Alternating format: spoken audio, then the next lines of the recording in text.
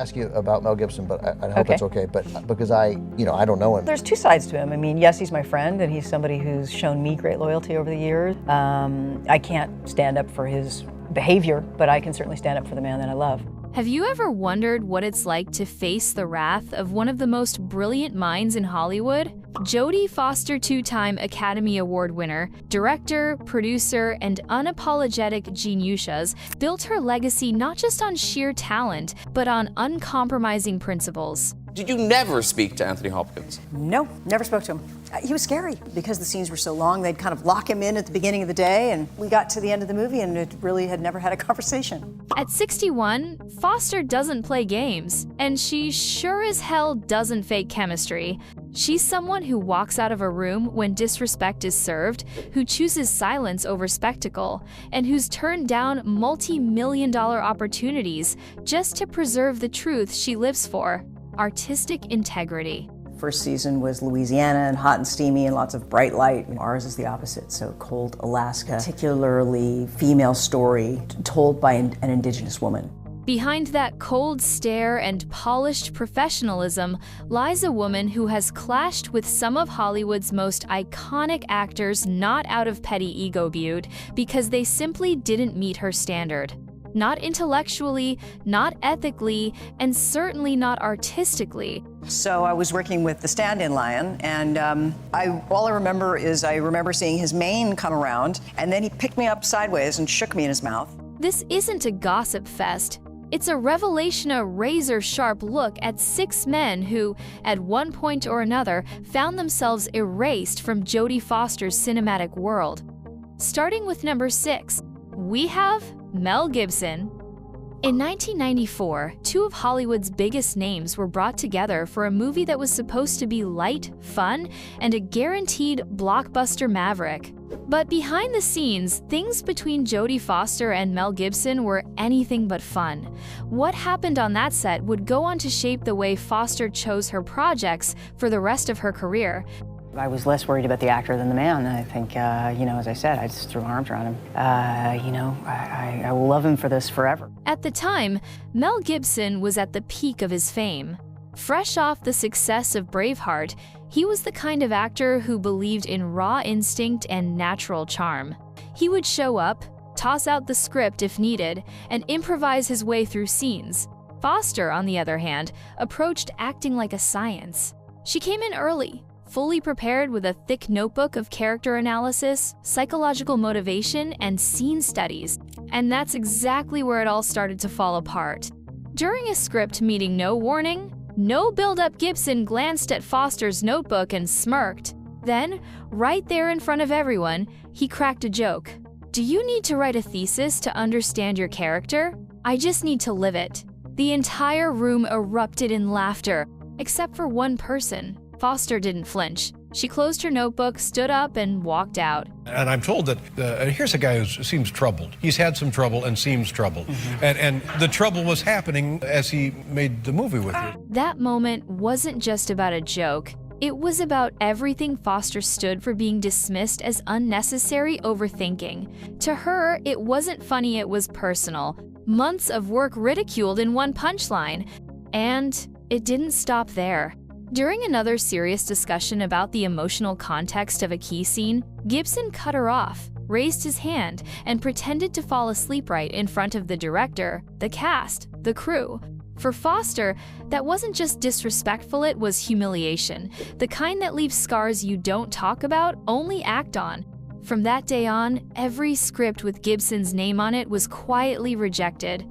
There were no statements, no interviews calling him out. She just walked away. Completely, professionally, permanently. While the public still saw them smiling in interviews and posters, behind the scenes, promotional events were coordinated to limit their interaction. Her team made sure future collaborations were off the table. She didn't confront, she erased. Take it. Oh, B, Jesus. What?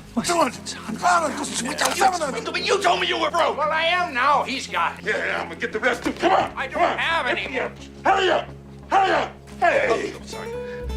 Give me that. Gibson may have seen it as harmless banter, but to Foster, it was a direct attack on the discipline and seriousness of her craft. That's why Mel Gibson is number 6 on the list of actors Jodie Foster hated the most. Moving to number 5, we have Julia Roberts. I love this film. Why is this movie your most ambitious film yet? Why this story? Well, it is ambitious. I mean, it's very complex. There's a lot of layers and there's a lot of ideas. And it's fast. It's fast, fast, fast, just like our culture right now. So I love the financial world, the backdrop of the financial world, the backdrop of technology, the backdrop of broadcast, entertainment, news, all of that stuff. But it's really the foreground, which is the characters, their relationships, this brotherhood that forms between these two men and this woman, played by Julia Roberts, who's producing their survival. In the mid-1990s, Hollywood almost witnessed what could have been a powerhouse pairing Jodie Foster and Julia Roberts, two of the most recognizable faces of their time, circling the same scripts. But the collaboration never happened. Not once, not ever. And the reason? It came down to a silent war of acting philosophies that neither woman was willing to surrender. Well, I mean, what a great cast. Yeah, I got lucky with the cast. I mean, what a great cast. George and Julia and Jack. I mean, Jack was fantastic in Yes, the movie. it's an extraordinary performance by Jack. And he, holds his own. And so what did you discover about George and Julia and Jack making this film? Gosh, well, first of all, I didn't know any of them. So this was, I didn't know George, Julia, or Jack. They do all start with the same sound, as do I. So it's George, Julia, Jack, and Jodie, which is a little weird. I think it's wonderful to see actors that work differently all work together.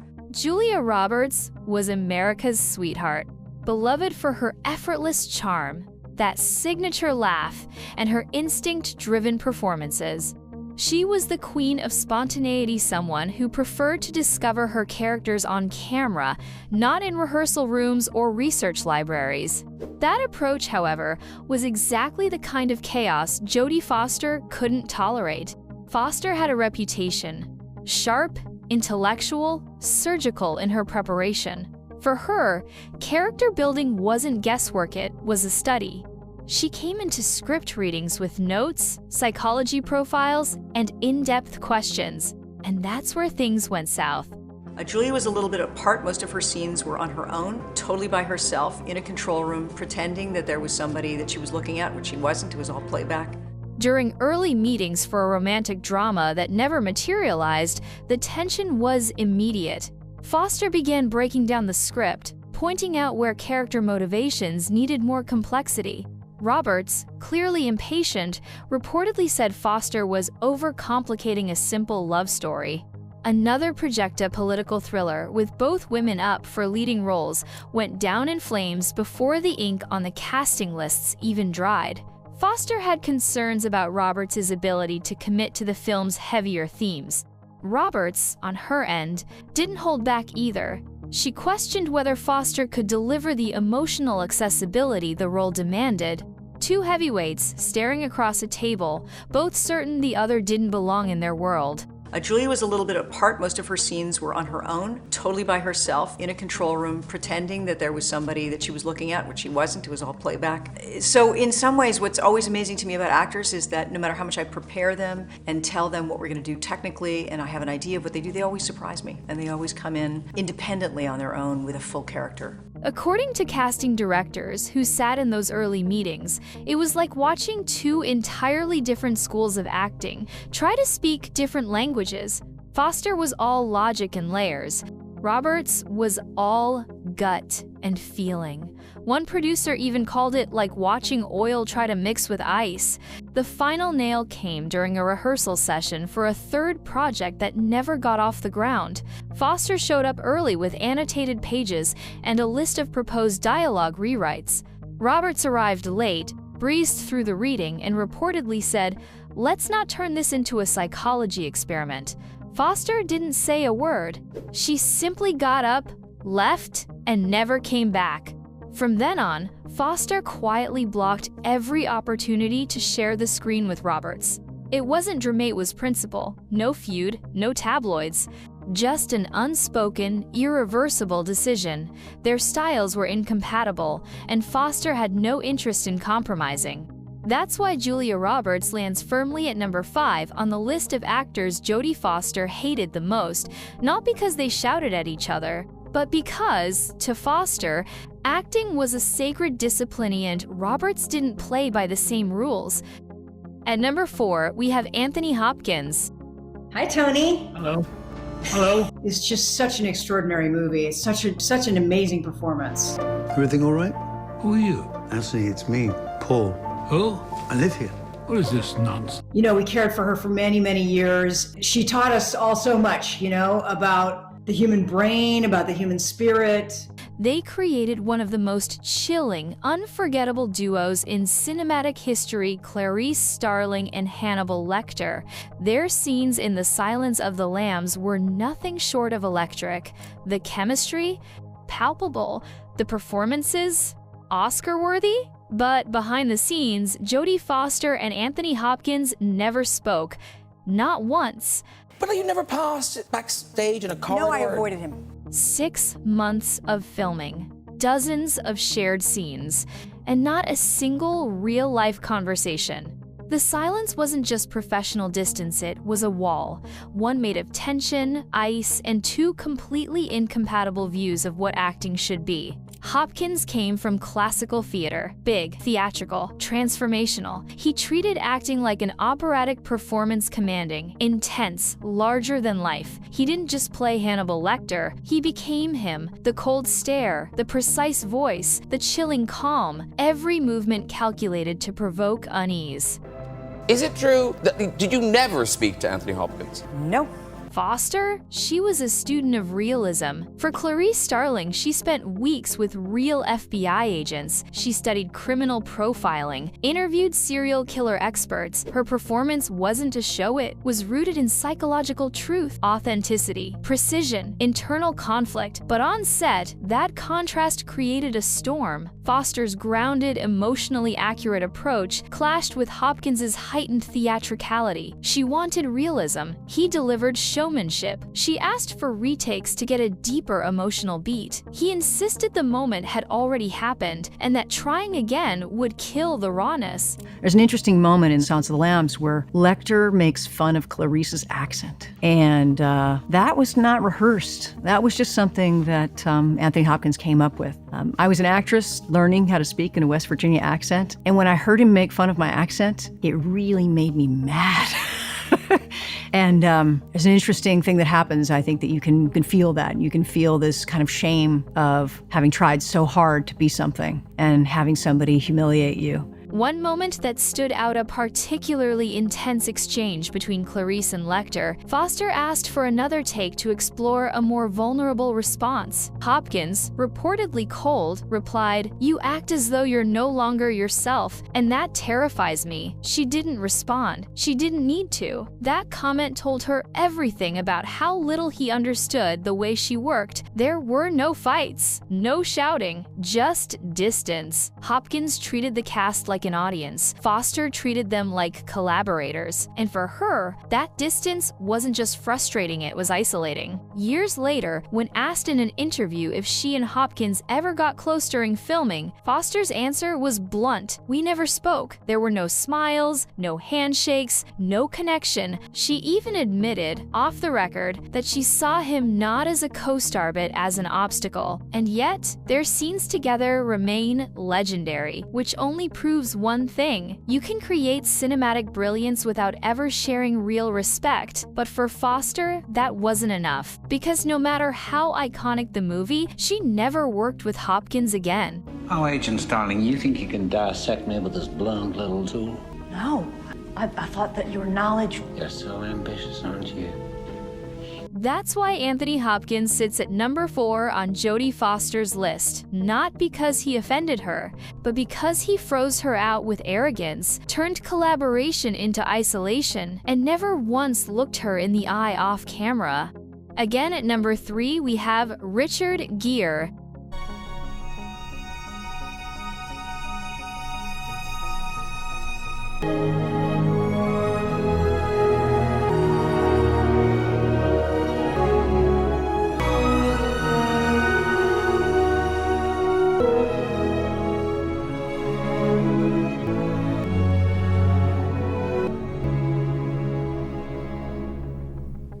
They were both at the top of their game. He was the romantic lead that made hearts skip a beat. She was the intelligent powerhouse, redefining what it meant to be a serious actor. On paper, Jodie Foster and Richard Gere should have been a dream pairing, but in reality, they never shared a single frame. And that wasn't by accident. That was Foster's deliberate, silent no. Not once, not ever. Despite multiple offers, romantic dramas, and studio pitches, Foster turned down every project that involved Richard Gere. And the reason? She didn't believe they spoke the same artistic language at all.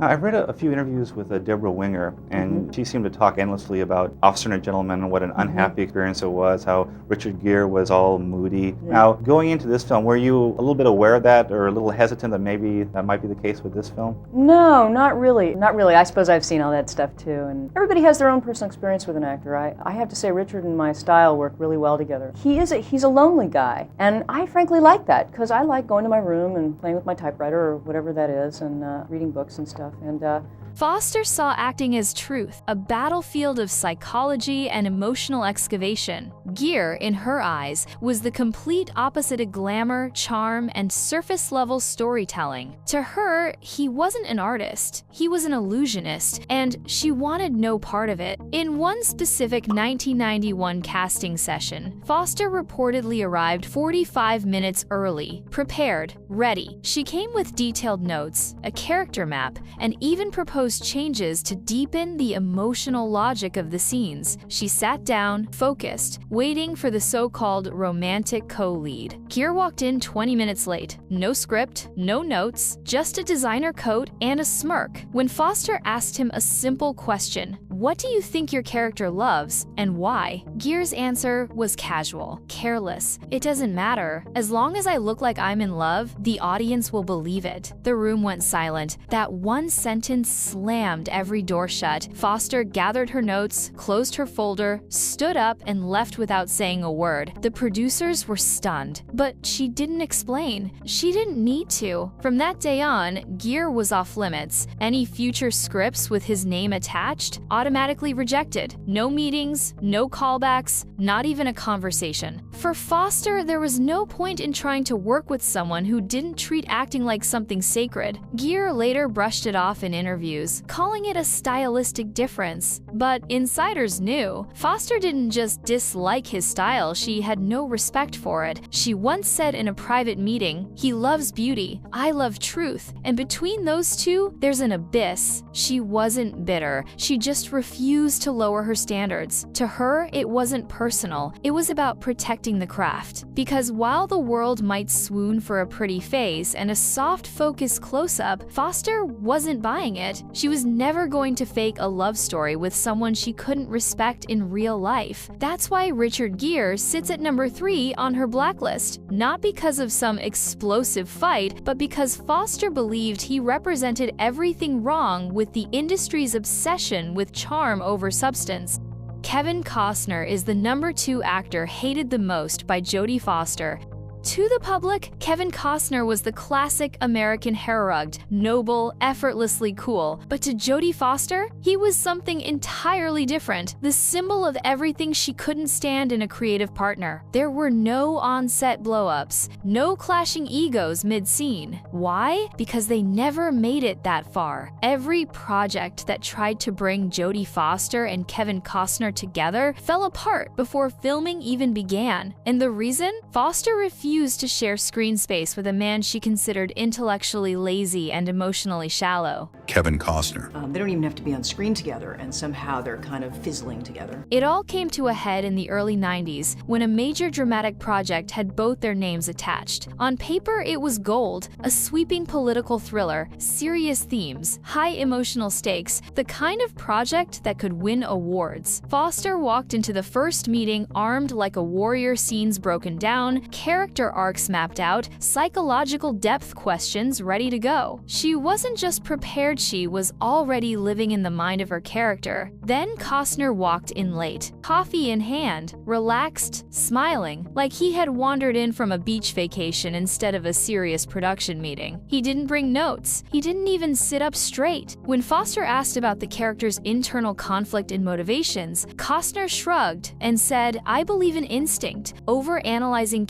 emotion." For Foster, that was the final straw. To her, that wasn't instinct, it was laziness dressed up as charisma. You don't build an emotionally resonant character by winging it. Not in her world. That moment hit her like a slap. The meeting ended quickly. She didn't raise her voice, she didn't argue, she just walked out. And that walkout wasn't symbolic. It was decisive. From that point on, every project with Costner's name attached was declined quietly, permanently. No press statements, no drama, just one unshakable boundary. She would not work with someone who didn't respect the process. Insiders close to both actors described their dynamic as oil and vinegar, both strong, but fundamentally unable to blend. Foster believed in sacrifice, depth, structure. Costner believed in charm, improvisation, and letting things just happen. One producer recalled Foster's exact words, "I can't build something meaningful with someone who doesn't want to dig." She didn't just walk away from one film, she walked away from any film that included him. Because to her, art wasn't about coasting on talent, it was about work. And Costner, in her view, didn't put in enough of it. That's why Kevin Costner ranks number 2 on Jodie Foster's list of actors she hated working with, or, more accurately, refused to ever work with at all. Not because he wronged her personally, but because in her world, disrespecting the process is the ultimate offense. And finally, at number 1, we have Sean Penn.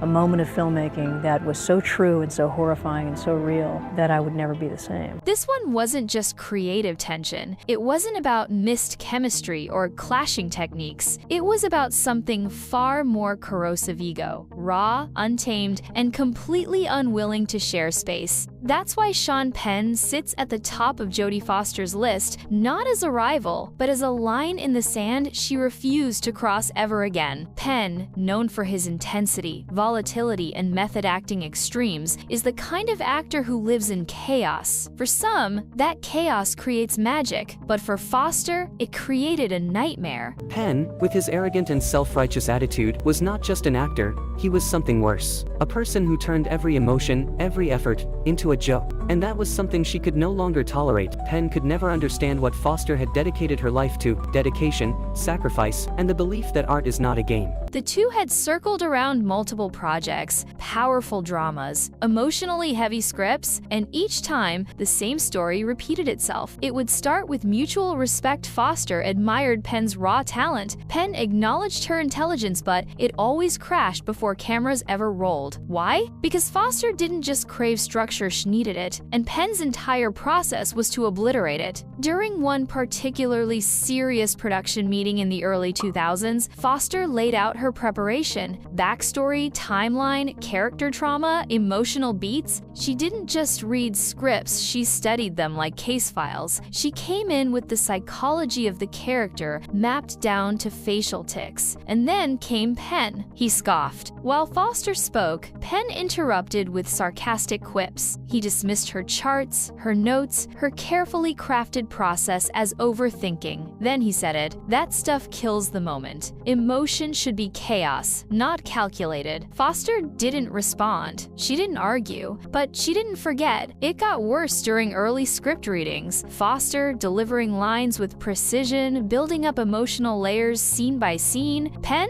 throwing in spontaneous rewrites, improvising entire monologues, breaking structure for the sake of spontaneity. What he called raw, she called reckless. A director who had worked separately with both actors once said, "Sean needs disorder to find truth. Jodie needs discipline to protect it." Together, they'd set each other on fire. Foster later described her experience with Penn as working beside someone who treated everything I loved about art like a joke. And that was her breaking point. She didn't just leave the project, they never spoke again. No press fallout, no scandal. But everyone in the industry knew Jodie Foster would never work with Sean Penn. not in any film, not in any format. His name was the kind of red flag she never ignored again. To her, Penn represented the ultimate violation of the artistic process, turning commitment into mockery, dedication into something to roll your eyes at. His energy, disruptive, his presence, toxic to her world. And that's why Sean Penn claims the #1 spot on Jodie Foster's blacklist, not because of a single moment, but because of what he stood for: unchecked ego dressed as authenticity, chaos passed off as art, and a complete disregard for the sacred process she spent her life defending. Jodie Foster never screamed for attention. She never needed to. Her blacklist wasn't written in tabloids, it was carved in silence. No interviews slamming co-stars, no scandals, just clean exits, closed doors, and scripts returned without explanation. But make no mistake, every refusal was a statement. In an industry that rewards charm over craft, Foster chose the harder path. She didn't care if it made her difficult to work with. She cared about protecting what she believed in: discipline, truth, and the sanctity of storytelling. These 6 actors weren't just names she disliked. They represented idea surrogates, superficiality, laziness, cowardice, each one threatening the kind of art she lived for. She didn't just reject their personalities, she rejected what they brought into the room, because to her, art wasn't a performance, it was a responsibility. So next time you see Jodie Foster on screen, know this: every line, every pause, every emotion was earned. And everyone not standing beside her, there's a reason. Let us know in the comments, would you have walked away like she did? And if you respect the artists who never compromise, hit that like button, subscribe, and we'll see you in the next one.